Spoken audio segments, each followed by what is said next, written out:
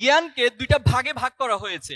এটা আমাদের উম্মার জন্য সবচেয়ে বড় আমাদের দুর্ভাগ্য আমরা বলবো, যে একটাকে বলা হচ্ছে দুনিয়ার জ্ঞান, আরেকটাকে বলা হচ্ছে পরকালীন জ্ঞান। অথচ দেখেন, দুনিয়ার জ্ঞান আর পরকালীন জ্ঞান যখন মুসলমানরা ভাগ করতে লাগলো, তখনই তারা পৃথিবীর নেতৃত্ব শূন্য হয়ে গেল, এমন নেতৃত্ব থেকে তারা পিছিয়ে গেল। কিন্তু ইসলামের মূল কনসেপ্ট হচ্ছে উপকারী জ্ঞান এবং অপকারী জ্ঞান।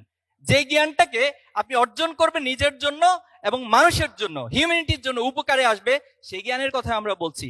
যে জ্ঞানটা মানুষকে ধ্বংস করে দেয়, পৃথিবীকে ধ্বংস করে দেয়, সেই জ্ঞান কখনো বিজ্ঞান হতে পারে না।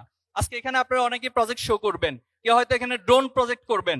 এখন প্রশ্ন হচ্ছে, এই ড্রোন দিয়ে আপনি কি আজকে হামাস অথবা ফিলিস্তিনবাসীর উপরে হামলা করবেন তাদেরকে হত্যা করার জন্য, নাকি সেই মানবতার পাশে তাদের জন্য ত্রাণ নিয়ে দাঁড়াবেন, তাদেরকে সেখানে উদ্ধার করার জন্য আপনি ড্রোনটা পাঠাবেন?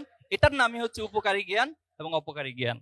আজকে আপনি পারমাণবিক যে শক্তি, পারমাণবিক শক্তির একটা লড়াই পৃথিবীতে চলছে, সেই পারমাণবিক শক্তি দিয়ে আপনি কি জাপানের হিরোশিমা নাগাসাকি কি ধ্বংস করে দিবেন, নাকি সেই পারমাণবিক শক্তি দিয়ে পৃথিবীর আপনি বিকল্প শক্তি হিসেবে এনার্জি পাওয়ারকে মানুষের উপকারের জন্য কাজে লাগাবেন?